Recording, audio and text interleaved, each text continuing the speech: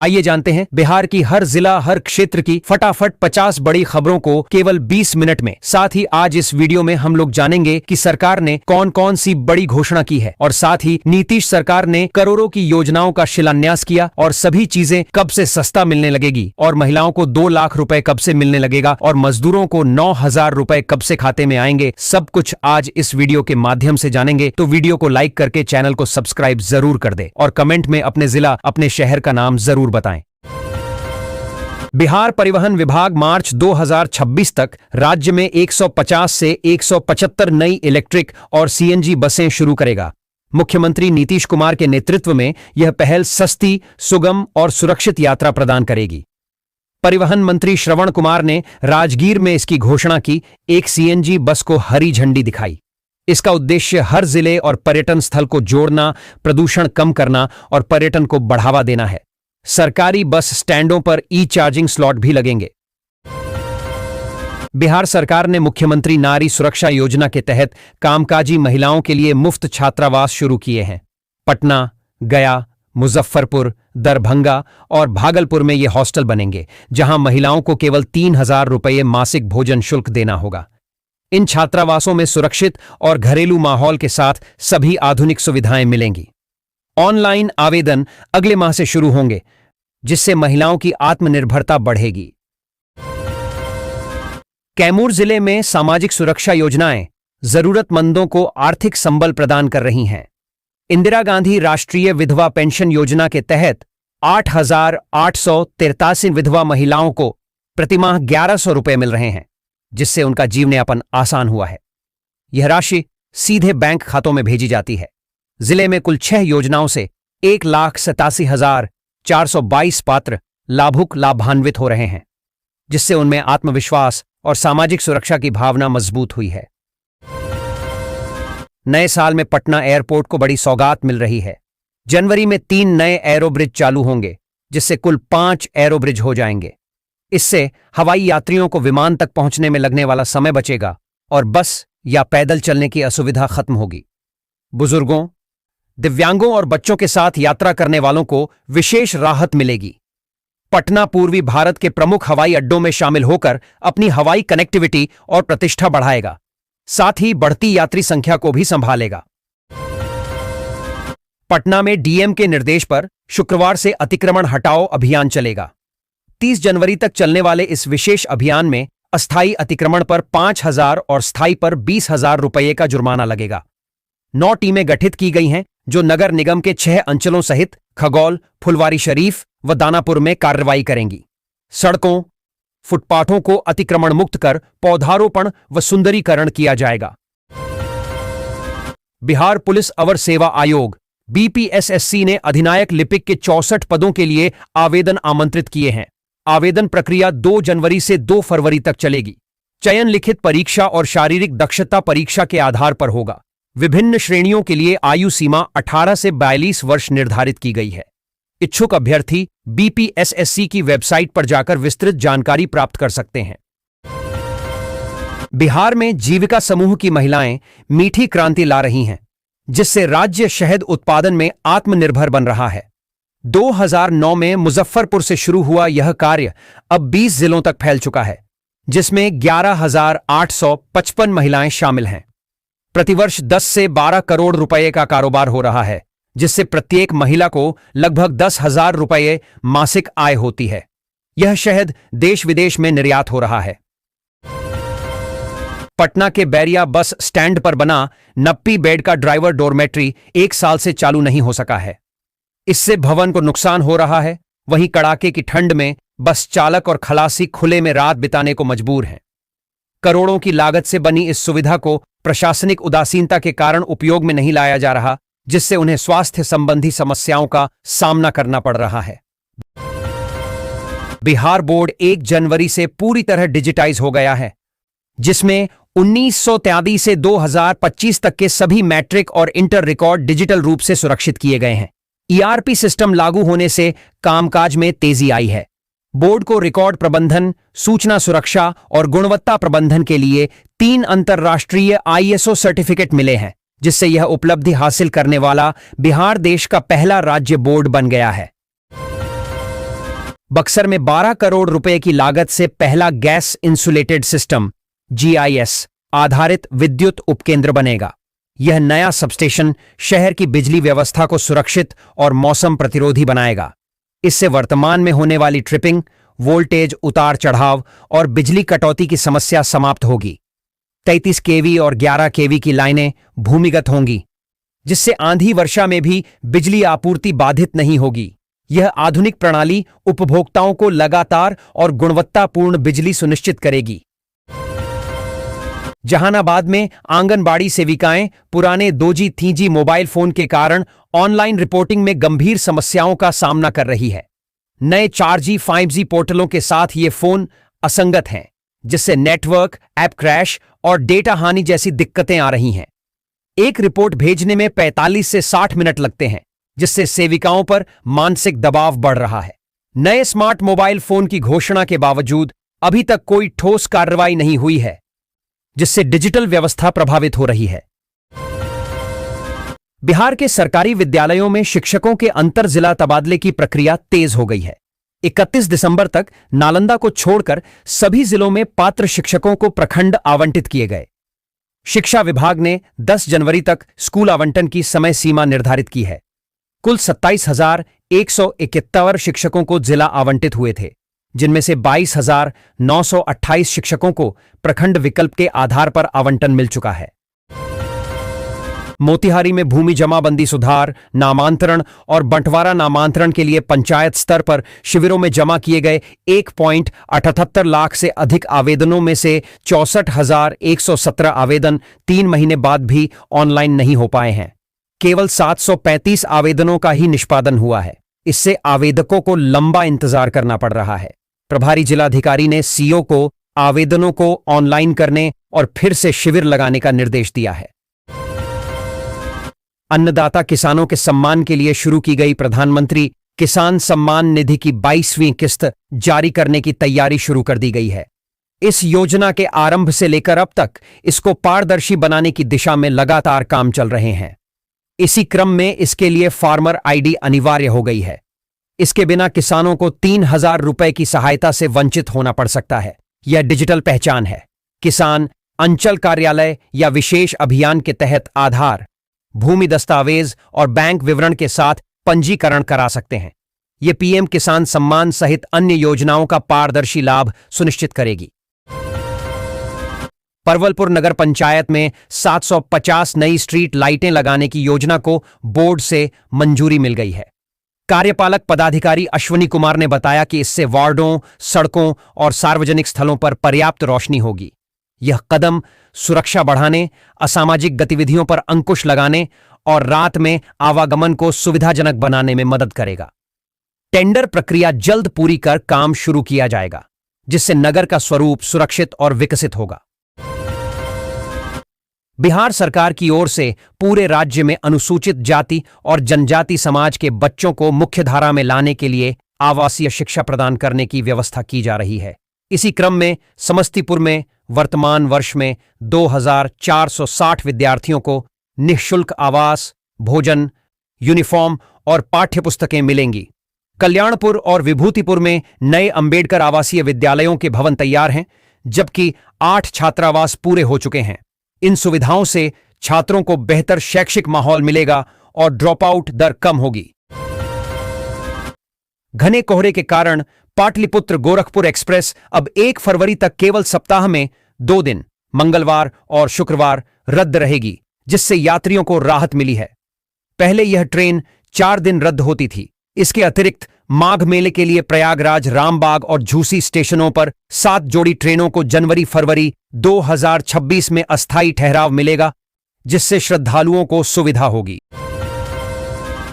Purnia Patna greenfield expressway Kosi Seemanchal के लिए विकास का तोहफा है। इसके निर्माण से पटना की यात्रा आसान होगी और आर्थिक गतिविधियों को गति मिलेगी।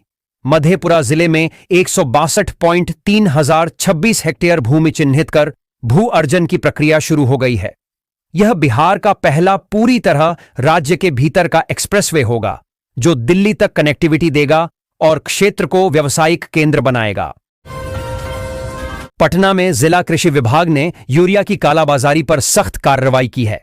नौबतपुर के कृष्णा इंटरप्राइजेज का लाइसेंस रद्द कर दिया गया क्योंकि वह किसानों को निर्धारित मूल्य से अधिक दाम पर यूरिया बेच रहा था। किसानों द्वारा बनाए गए वीडियो को संज्ञान में लेकर यह कार्रवाई की गई। विभाग ने सभी उर्वरक विक्रेताओं को चेतावनी दी है कि कालाबाजारी बर्दाश्त नहीं की जाएगी। प्रतिष्ठान से 24 घंटे में स्पष्टीकरण मांगा गया है। पूर्वी चंपारण में औद्योगिक क्रांति की तैयारी चल रही है। रामगढ़वा के अहिरौलिया में 560 एकड़ भूमि पर कृषि व विभिन्न उत्पादों पर आधारित उद्योग स्थापित होंगे। जिलाधिकारी के प्रस्ताव पर सरकार कार्रवाई कर रही है। ब्याड़ा ने भूमि का सत्यापन किया है। इससे क्षेत्र की अर्थव्यवस्था मजबूत होगी और रोजगार के नए अवसर सृजित होंगे। रक्सौल में भी 2 नए औद्योगिक क्षेत्र विकसित किए जाएंगे। रेल वन मोबाइल ऐप के माध्यम से अनारक्षित टिकट बुक करने पर यात्रियों को 14 जनवरी से 14 जुलाई तक 3% की छूट मिलेगी। यह विशेष सुविधा UPI, debit card, credit card और नेट बैंकिंग जैसे डिजिटल भुगतान माध्यमों पर लागू होगी। आर वॉलेट पर पहले से ही 3% कैशबैक मिल रहा है। यह पहल यात्रियों के लिए किफायती और डिजिटल इंडिया को मजबूत करने वाली है। बिहार में घने कोहरे और सर्द हवाओं के कारण कनकनी जारी है। मौसम विभाग ने 4 जनवरी तक सुधार की उम्मीद नहीं जताई है। गोपालगंज, सिवान समेत 7 जिलों में कोल्ड डे की चेतावनी है। सिवान का जीरादेई 5.8 डिग्री सेल्सियस के साथ सबसे ठंडा रहा, जबकि पटना का न्यूनतम तापमान 8.2 डिग्री सेल्सियस दर्ज किया गया। भागलपुर में दृश्यता 20 मीटर तक गिर गई। जनवरी में न्यूनतम तापमान सामान्य से कम रहने का अनुमान है। पटना के जयप्रकाश नारायण हवाई अड्डे पर गुरुवार को मौसम और परिचालन कारणों से 13 उड़ानें विलंबित हुईं। कुछ विमान 25 मिनट से 1.5 घंटे तक देरी से चले, जिससे यात्रियों को परेशानी हुई। दोपहर 2 बजे तक संचालन सामान्य था, लेकिन शाम को अधिक असर पड़ा। तकनीकी जांच, पिछले सेक्टर से देरी और हवाई यातायात दबाव मुख्य कारण बताए गए। यात्रियों को उड़ान की स्थिति जांचने की सलाह दी गई। उप मुख्यमंत्री विजय कुमार सिन्हा ने एग्री स्टैक परियोजना और फार्मर रजिस्ट्री में सुस्ती पर अधिकारियों को जवाबदेह ठहराने की चेतावनी दी है। उन्होंने कहा कि यह योजना किसानों को सीधा लाभ और डिजिटल पहचान प्रदान करेगी। जमाबंदी के बकेट क्लेम और सत्यापन में प्रगति न होने को गंभीर बताया गया है। मुख्य न्यायाधीश जस्टिस सूर्यकांत अपने पहले आधिकारिक दौरे पर पटना पहुंचेंगे। वे 3 जनवरी को पटना हाई कोर्ट परिसर में एडीआर भवन, ऑडिटोरियम, मल्टी लेवल पार्किंग सहित कई महत्वपूर्ण आधारभूत संरचनाओं की आधारशिला रखेंगे। साथ ही ईएससीआर न्याय प्लेटफॉर्म का उद्घाटन करेंगे। जस्टिस सूर्यकांत गया में न्यायाधीशों के गेस्ट हाउस का भी उद्घाटन करेंगे और बिहार जुडिशियल अकादमी के नए परिसर के लिए भूमि पूजन में भाग लेंगे। वे चाणक्य नेशनल लॉ यूनिवर्सिटी के दीक्षांत समारोह में मुख्य अतिथि होंगे। ठाकुरगंज रेलवे स्टेशन पर रेल कोच रेस्टोरेंट की बहुप्रचारित योजना अधर में लटक गई है। जुलाई 2024 में टेंडर और अगस्त में कोच आने के बावजूद दुर्गा पूजा तक शुरू होने का वादा पूरा नहीं हुआ। कटिहार रेल मंडल के डीसीएम के अनुसार टेंडर लेने वाले व्यक्ति ने निर्धारित राशि जमा नहीं की, जिससे यह परियोजना 4 महीने से धूल फांक रही है। जेडीयू प्रवक्ता नीरज कुमार ने उपमुख्यमंत्री विजय कुमार सिन्हा से आरजेडी सुप्रीमो लालू प्रसाद की संपत्तियों की जांच की मांग की है। मंत्री ने आवेदन मिलने पर कार्रवाई का आश्वासन दिया। इससे पहले सम्राट चौधरी ने भी लालू की अटैच संपत्तियों पर स्कूल खोलने की बात कही थी। महागठबंधन ने इसे रीलबाजी बताया और पलटवार किया, जिसमें तेजस्वी यादव की प्रतिक्रिया का इंतजार है। डुमरांव रेलवे स्टेशन का 17.1 करोड़ रुपए की लागत से अमृत भारत स्टेशन योजना के तहत कायाकल्प किया जा रहा है। बारिश के बाद निर्माण कार्य ने गति पकड़ी है, जिसमें टिकट घर का निर्माण तेजी से चल रहा है। अगस्त 2026 तक पूरा होने वाले इस प्रोजेक्ट में नई स्टेशन बिल्डिंग, आधुनिक सुविधाएं, फुटओवर ब्रिज और लिफ्ट शामिल हैं। स्टेशन के राजस्व में वृद्धि के कारण इसे योजना में शामिल किया गया है। बिहार के उभरते क्रिकेटर वैभव सूर्यवंशी ने 2025 में शानदार प्रदर्शन किया, जिसमें विजय हजारे ट्रॉफी में शतक और आक्रामक T20 बल्लेबाजी शामिल है। उन्हें प्रधानमंत्री राष्ट्रीय बाल पुरस्कार से भी सम्मानित किया गया। उनके कोच और पिता उनकी प्रतिभा को बचपन से ही पहचानते थे। समस्तीपुर के इस खिलाड़ी से 2026 में अंडर 19 और घरेलू क्रिकेट में और बड़े धमाल की उम्मीद है, जब वह अनुभव और आत्मविश्वास के साथ मैदान पर उतरेंगे। निगरानी अन्वेषण ब्यूरो ने भ्रष्टाचार के खिलाफ बड़ी कार्रवाई करते हुए 8 भ्रष्टाचारियों की 4.14 करोड़ रुपए से अधिक की संपत्ति जब्त करने का प्रस्ताव भेजा है।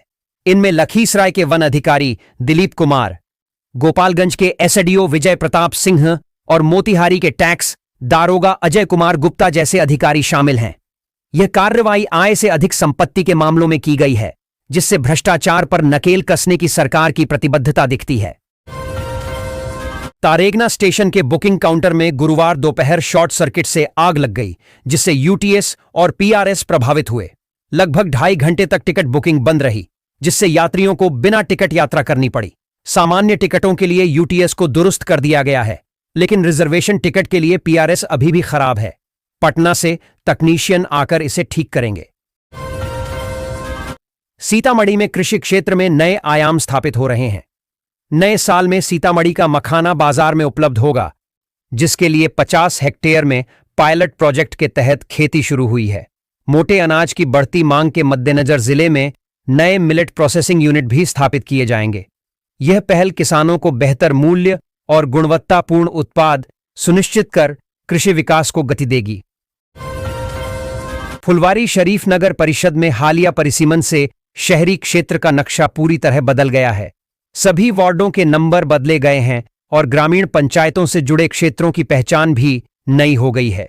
इससे निवासियों के लिए कागजात में नाम पता बदलवाना एक बड़ी चुनौती बन गई है। लेख में वार्ड 28 से 38 तक की नई चौहद्दी और मतदाता संख्या का विस्तृत विवरण दिया गया है। उत्तराखंड की कैबिनेट मंत्री रेखा आर्य के पति गिरधारी लाल साहू के बिहार की महिलाओं पर आपत्तिजनक बयान से देश में बवाल मच गया है। वायरल वीडियो के बाद बिहार में आक्रोश फैल गया है। राजद ने भाजपा जदयू पर निशाना साधते हुए इसे महिला विरोधी सोच बताया और प्रधानमंत्री गृह मंत्री से स्पष्टीकरण मांगा है। इस मामले पर अभी तक कोई माफी या आधिकारिक बयान नहीं आया है। पटना पुलिस और एसटीएफ ने अपराध पर लगाम लगाने के लिए बीते 7 माह में 12 मुठभेड़ें की हैं। इन कार्रवाइयों में एक कुख्यात अपराधी मारा गया, जबकि 11 के पैरों में गोली लगी। पुलिस अब अपराधियों को पकड़ने के लिए गोलियों का जवाब गोलियों से दे रही है। इस सख्ती से अपराधियों में भय का माहौल है और कई गिरोह के सदस्य दूसरे राज्यों में पनाह ले रहे हैं। रक्सौल में भारत नेपाल सीमा पर एसएसपी और हरैया पुलिस ने संयुक्त कार्रवाई में 3 बांग्लादेशी नागरिकों और एक भारतीय को गिरफ्तार किया। ये बिना भारतीय वीजा के नेपाल के रास्ते भारत में घुसपैठ कर रहे थे। उनके पास से बांग्लादेशी पासपोर्ट और विदेशी मुद्रा बरामद हुई। भारतीय नागरिक सरफराज अंसारी पर घुसपैठियों को गाइड करने का संदेह है। सभी को न्यायिक हिरासत में भेजा गया है। रोहित दास, जो खुद कभी स्कूल नहीं जा पाए, पिछले 3 दशकों से अधिक समय से भागलपुर के सबौर में अपने घोड़े टमटम से महादलित टोला के 15 से 20 बच्चों को मुफ्त में स्कूल पहुंचा रहे हैं। उनका संकल्प है कि उनके टोले का कोई बच्चा अनपढ़ न रहे। यह सेवा उनके लिए शिक्षा के प्रति उनके अधूरे सपने को पूरा करने का माध्यम है, जिससे बच्चे शिक्षा के मंदिर तक पहुंच सकें। बिहार सरकार ने 2026 तक राज्य को खेलों के नक्शे पर स्थापित करने के लिए एक महत्वाकांक्षी मास्टर प्लान तैयार किया है। इसमें अत्याधुनिक स्पोर्ट्स कॉम्प्लेक्स का निर्माण, स्कूल स्तर पर खेल संस्कृति का विकास, ग्रामीण प्रतिभाओं की खोज और खिलाड़ियों के लिए छात्रवृत्ति व सरकारी नौकरी जैसी योजनाएं शामिल हैं। इस पहल का उद्देश्य बिहार को राष्ट्रीय और अंतर्राष्ट्रीय स्तर पर खेल प्रतिभाएं देने वाला राज्य बनाना है। संत मुरारी बापू रामकथा के लिए पटना पहुंचे, जहां से वे लखीसराय के अशोक धाम के लिए रवाना हुए। वे 3 से 11 जनवरी तक रामकथा सुनाएंगे। पटना एयरपोर्ट पर उन्होंने बांग्लादेश में हिंदुओं पर हो रहे